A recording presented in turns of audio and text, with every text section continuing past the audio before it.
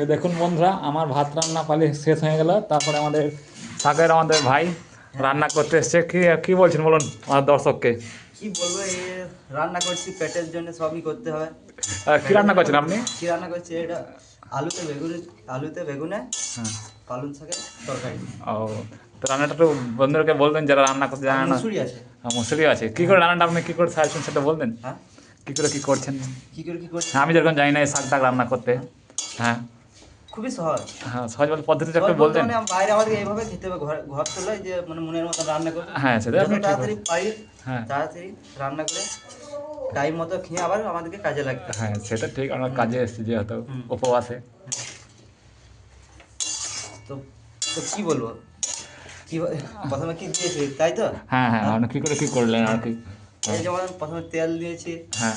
তারপর তোমার পেঁয়াজ দিয়েছি, হ্যাঁ। লঙ্কা দিয়েছি, হ্যাঁ। আর একটু হলুদ দিয়েছি। হ্যাঁ। তারপর শাকটা দিয়েছি, শাক বেগুন আলু মানে যে সমস্ত আমাদের।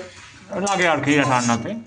তো আপনি বলুন এই রান্না করা আপনি কোথা থেকে শিখলেন? হ্যাঁ, কোথা থেকে শিখলেন এই রান্না করা? এইভাবে কি করবে বলো? এই উপবাসে। হ্যাঁ, প্রবাসী। এই উপবাস থাকতে গেলে অনেক কিছু করতে হয় বলুন। হুম, সেহেতু পেটের জন্য সবই করতে হবে। হ্যাঁ। আর একটা কথা, আমি ঘরে কোনোদিন আমি করি নাই খো, হ্যাঁ।